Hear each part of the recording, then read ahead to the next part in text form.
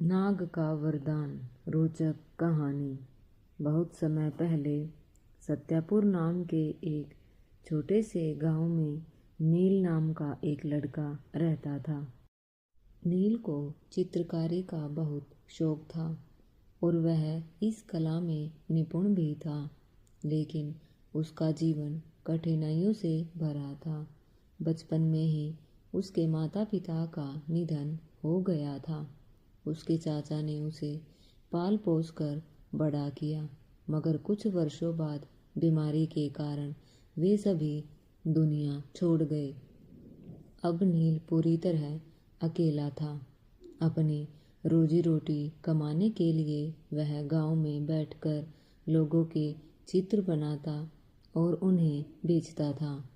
एक दिन वह अपने चित्रकारी के सामान के साथ बाजार में बैठा था, मगर कोई ग्राहक नहीं आ रहा था। तभी गांव के जमींदार रघुनाथ बाबू वहां से गुजरे। अरे नील, आज यहाँ खाली बैठे हो? रघुनाथ बाबू ने पूछा। नील थोड़ा उदास होकर बोला, क्या कहूँ काका, आज कोई ग्राहक ही नहीं आया। रघुनाथ बाबू मुस्कुराए और बोले, कोई बात नहीं, आज मेरी ही तस्वीर बना दो। नील खुशी खुशी राजी हो गया और तस्वीर बनाने लगा। कुछ देर बाद जब तस्वीर तैयार हुई तो जमींदार ने उसे देखा और बहुत प्रसन्न हुए। वाह, तुम्हारे हाथों में तो जादू है, कहकर उन्होंने नील को इनाम में कुछ रुपए दिए और चले गए। उस दिन नील ने और भी कुछ लोगों की तस्वीरें बनाई और अच्छा पैसा कमाया।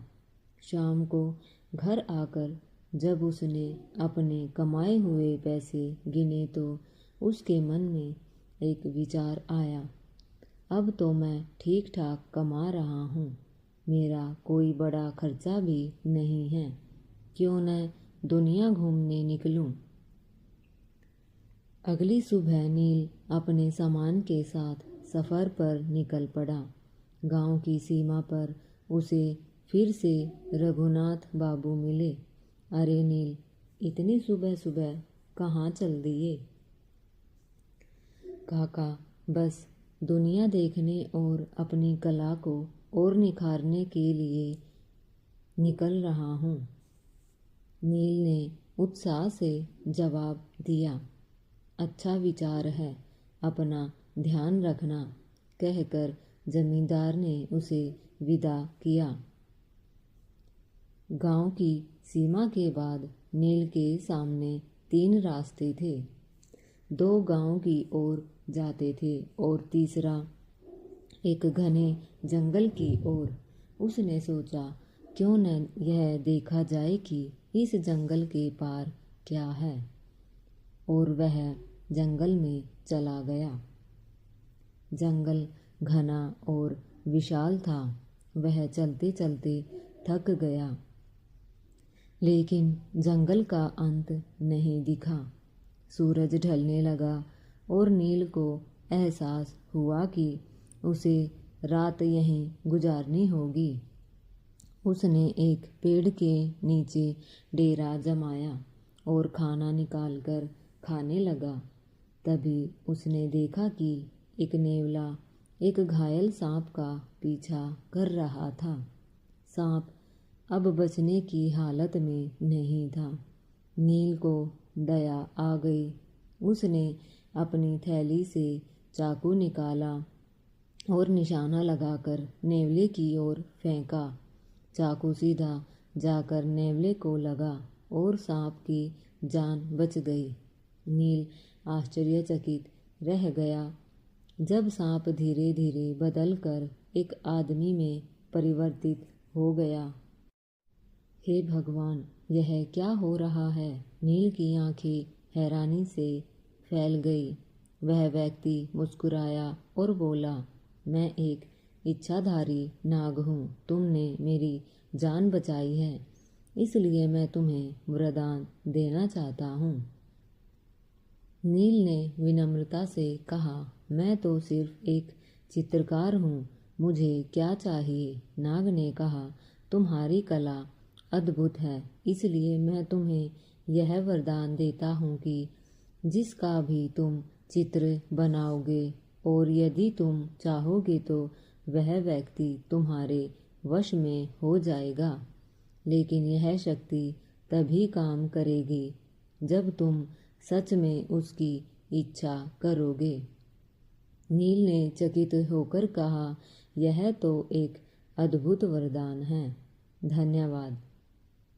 नाग ने कहा, पर याद रखना, इस रहस्य को किसी को मत बताना। और वह वहाँ से अंतर्ध्यान हो गया। अगली सुबह नील जंगल पार कर बहादुरपुर नाम के गांव पहुंचा। गांव के लोग मिलनसार थे, लेकिन सभी एक ही समस्या से पीड़ित थे, साहूकार धर्मदास की क्रूरता। नील ने एक हलवाई की दुकान पर जाकर गरम गरम समोसे और जलेबी खाई। तभी साहूकार अपने गुंडों के साथ आया और हलवाई को धमकाने लगा, 4 दिन में कर्ज चुका दो, नहीं तो दुकान खाली करनी होगी। नील को यह सब देखकर गुस्सा आया। उसने हलवाई से पूछा, लोग इसका विरोध क्यों नहीं करते? हलवाई ने निराश होकर कहा, कौन करेगा? इसकी ताकत के आगे कोई कुछ नहीं कर सकता। नील आगे बढ़ा और वहाँ उसे एक युवक मिला जिसका नाम आदित्य था। आदित्य की शादी साहूकार की बेटी सुहाना से तय थी, लेकिन वह खुश नहीं लग रहा था। जब नील ने पूछा तो आदित्य ने बताया, मैं किसी और से प्रेम करता हूँ, लेकिन मेरे पिता ने साहूकार से कर्ज लिया था और अब मुझे उसकी बेटी से शादी करनी होगी। नील को यह सुनकर बहुत बुरा लगा। तभी उसे अपने वरदान की याद आई। नील ने सुहानी की मुलाकात करवाई और जाना कि वह भी इस शादी से खुश नहीं थी। तब नील ने योजना बनाई, साहूकार को अपने चित्र के जरिए वश में करने की। सुहानी के कहने पर साहूकार नील के पास अपनी तस्वीर बनवाने आया। जैसे ही चित्र पूरा हुआ, नील ने मन ही मन इच्छा की, अब यह मेरी हर बात मानेगा। अब नील ने साहूकार को आदेश दिया, तुम आदित्य और उसकी प्रेमिका को शादी करने दोगे, गांव वालों का कर्ज माफ करोगे और अपनी बेटी की शादी किसी और से नहीं करोगे। साहूकार ने बिना किसी सवाल के आदेश मान लिए। गांव में उत्सव का माहौल छा गया। गांव वालों की जमीनें लौट आई, कर्ज माफ हो गए और आदित्य की शादी उसकी प्रेमिका से हो गई। सुहानी ने भी हिम्मत जुटाई और अपने लिए एक नया रास्ता चुना। नील ने महसूस किया कि उसकी कला सिर्फ आजीविका का साधन नहीं, बल्कि एक शक्ति भी है। लेकिन उसने निश्चय किया कि वह अपने वरदान का उपयोग सिर्फ किसी की भलाई के लिए करेगा। अब वह और नई योजनाओं के लिए निकल पड़ा, ताकि अपनी कला और जीवन के नए अध्यायों को खोज सके। आज की कहानी यहीं पर समाप्त हुई। फिर मिलेंगे एक और कहानी के साथ। कहानी पसंद आए तो लाइक शेयर ज़रूर करें और चैनल को सब्सक्राइब करना बिल्कुल ना भूलें। धन्यवाद।